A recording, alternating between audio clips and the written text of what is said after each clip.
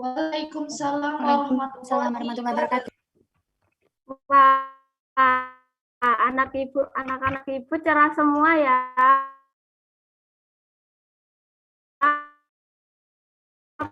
Kabar kalian hari ini? Alhamdulillah baik, Bu. Baik, Ibu.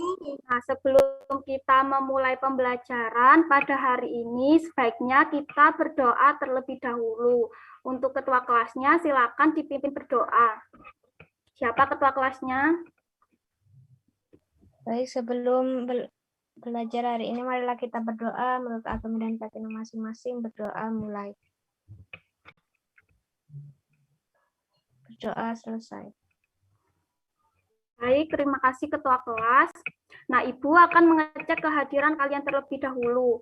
Nah, apakah ada yang tidak masuk atau ada yang kendala jaringan ya? Yang tidak masuk, Ibu.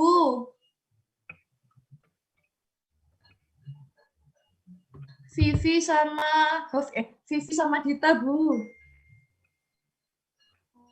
Kita doakan ya, semoga Dita sama Vivi cepat sembuh agar bisa bergabung mengikuti pembelajaran bersama kita hari ini. Amin. Nah, karena sekarang masih pandemi, Ibu akan mengingatkan jangan lupa tetap mematuhi protokol kesehatan ya, tetap semangat dan fokus dalam pembelajaran hari ini juga. Nah, pada pertemuan kemarin kita sudah membahas materi tentang apa ya? Apakah ada yang masih ingat materi kemarin yang sudah Ibu jelaskan?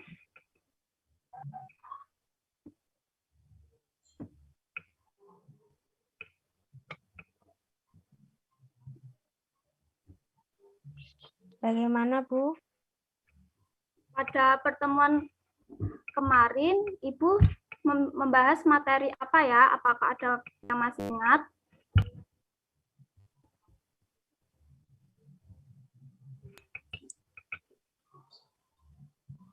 Saya, Bu.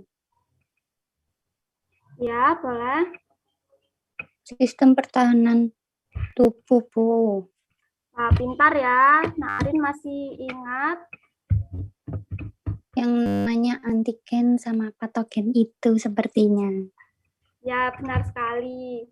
Nah, jadi sistem pertahanan tubuh itu ada yang namanya antigen dan patogen. Nah, hari ini kita akan melanjutkan bagaimana sih sistem pertahanan tubuh kita melawan patogen. Nah, sebelum kita masuk ke materi, Ibu ingin bertanya dulu nih, ada yang belum pernah sakit cacar nggak dari kecil? Belum saya, Bu. Belum pernah. Dan semoga tidak. Alhamdulillah ya, berarti sistem pertahanan tubuh Ulumi itu kuat ya. Ya, Bu. Alhamdulillah. Nah, sekarang Ibu ingin bertanya lagi nih, kenapa sih cacar yang menyerang kita sewaktu kecil? Nah, ketika kita sudah dewasa, itu jenis cacarnya berbeda. Kenapa ya? Itu, Bu. Wah, pandai sekali ya anak-anak Ibu. Nah, benar. Karena ada sistem pertahanan tubuh ya, jadi Ibu ingin bertanya lagi nih, benar nggak sih patogen yang mencoba masuk ke tubuh kita harus melewati beberapa sistem pertahanan tubuh? Benar, Bu. Benar. Benar, Bu. Ah, pandai ya anak-anak. Oke. Bisa minta tolong langsung ke slide nomor 6 ya.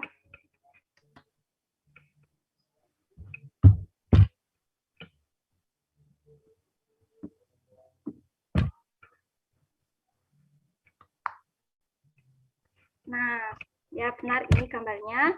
Nah, anak-anak pada gambar ini diibaratkan seperti kita ya. Nah, kita itu kan setiap hari terpapar virus, polusi, kuman, jamur, bakteri.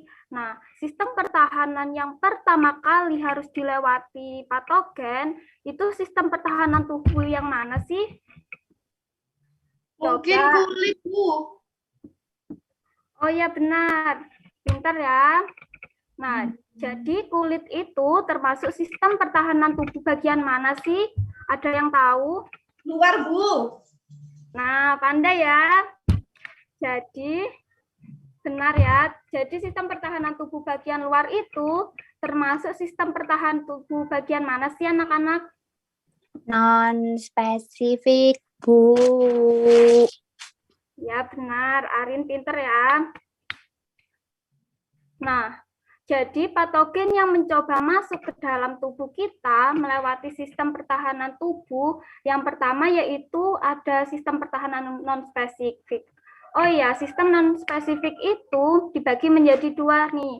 Ada barir eksternal dan ada barir internal. Jadi kan Mohon maaf, Ibu. Coba Suaranya sama mungkin. putus. Oh baik, Ibu ulangi ya. Ye. Tadi kan patogen mencoba masuk ke dalam tubuh kita harus melewati sistem pertahanan tubuh yang pertama yaitu non-spesifik. Nah, di non-spesifik ini ada dua komponen, yaitu barir eksternal dan barir internal. Nah, jadi kulit tadi termasuk barir yang mana? Eksternal apa internal ya? Nah, pandai ya. Nah, jadi patogen belum next ya. Jadi patogen yang mencoba masuk ke dalam tubuh kita, sistem pertahanan tubuh yang pertama kali harus dilewati itu yaitu sistem pertahanan tubuh non-spesifik. Nah, pada barir eksternal ini, coba di slide 8.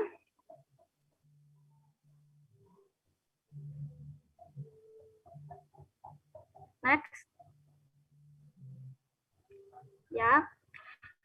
Nah, di sini kan pada non-spesifik ini ada 7 komponen.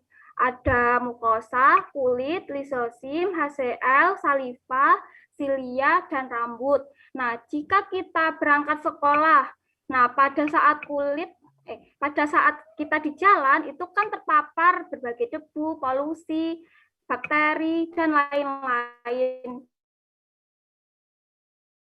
yang menempel pada kulit. Nah, pada kulit ini memiliki sel epitel. Sel epitel kulit yang padat dan terusus rapat. Jadi sulit menembus dan melewati jaringan epitel ini. Nah, sel epitel ini yang telah mengalami penuaan akan mudah mengelupas. Nah, berhubungan dengan sel kulit mati ya. Nah, jadi di bagian luar sehingga mudah mengelupas. Maka antigen yang menempel pada kulit juga ikut mengelupas. Anak-anak di sini apakah pernah kulitnya mengelupas enggak? Pernah, Ibu. Breakout. Blodoki, Bu. Blodok, Ya. Bu.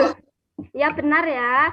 Jadi bersamaan dengan mengelupasnya kulit mati tadi, debu dan kuman itu yang menempel pada kulit juga ikut terbawa bersamaan dengan mengelupasnya kulit. Jadi itu ya mengapa kulit itu termasuk sistem pertahanan tubuh yang pertama kali harus dilewati oleh patogen. Nah, oke, bisa di slide yang sebelumnya.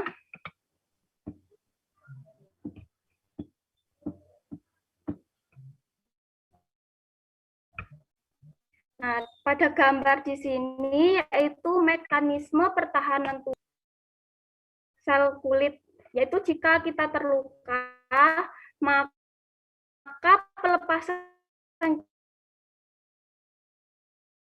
cairan histamin. Nah, di sini kan di pembuluh darah. Nah, pada saat kita terluka, maka pada gambar 2 ini sel fagosit akan bergerak menuju luka. Nah, sel fagosit ini apa termasuk sistem pertahanan tubuh barir eksternal atau barir internal ya? Ada yang tahu? Yang internal.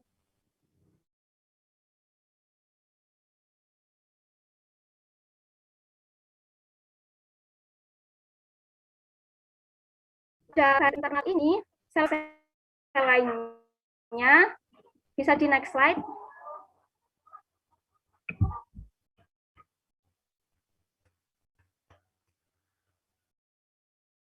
Nah, ini pada barir internal ada sel fagosit, sel non-fagosit, dan protein pertahanan akan bersama-sama membentuk sebuah inflamasi.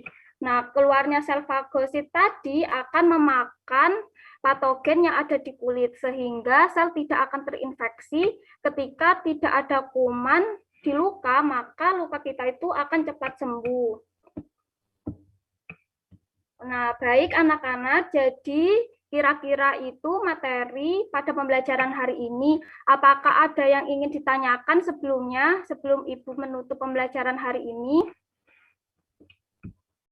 Coba Arin dong, dari tadi kok off cam. Mungkin ada pertanyaan? Atau Riza? Kenapa Bu Arin? Dari tadi oke, mungkin ada yang ingin ditanyakan. Oh iya Bu, saya ingin bertanya. Jadi,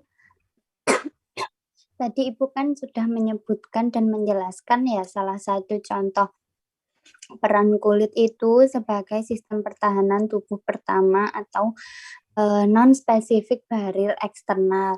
Nah, untuk contoh lainnya kan ada silia, fungsinya dalam sistem pertahanan tubuh bagaimana ya Bu? Bagus ya pertanyaannya. Jadi yang pertama itu tadi kan di barir eksternal itu ada rambut. Nah, itu contohnya rambut pada hidung, yaitu menyaring partikel dan debu yang akan masuk melalui hidung. Jadi silia ini disebut dengan rambut getar, nah yang terdapat pada trakea, yaitu tenggorokan yang berada di tenggorokan dan merupakan saluran pernafasan.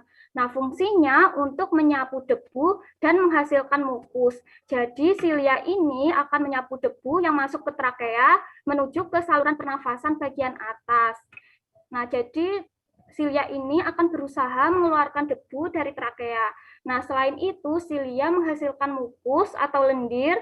Nah, lendir ini bisa memperakat debu yang masuk ke dalam trakea, sehingga dikeluarkan dari trakea menuju saluran pernafasan bagian atas.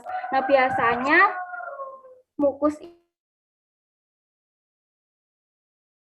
ini disebut ingus ya, anak-anak. Terima kasih Bu penjelasannya. Baik. Apakah ada yang ingin ditanyakan lagi?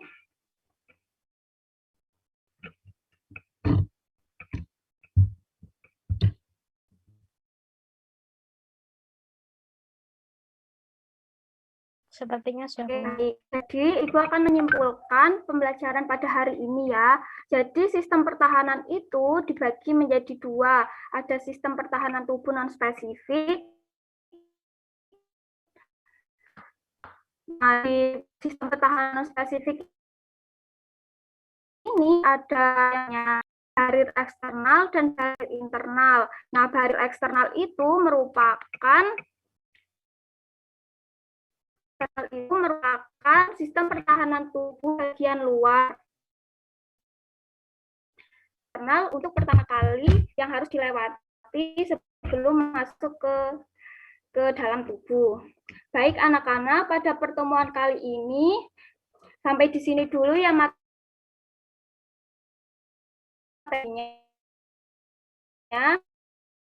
Untuk pertemuan berikutnya kita akan membahas sistem pertahanan tubuh. Kerjakan soal di Google Form yang sudah Ibu kirimkan di grup WhatsApp. Nah, untuk deadline-nya itu terakhir besok. Nah, terima kasih anak-anak sudah menghadiri kelas Ibu pada hari ini. Semoga apa yang telah kita pelajari hari ini bisa bermanfaat dan bermanfaat untuk semua orang. Baik, Ibu akhiri. Wassalamualaikum warahmatullahi wabarakatuh. Waalaikumsalam warahmatullahi wabarakatuh. Terima kasih Mbak Omsa. Kemudian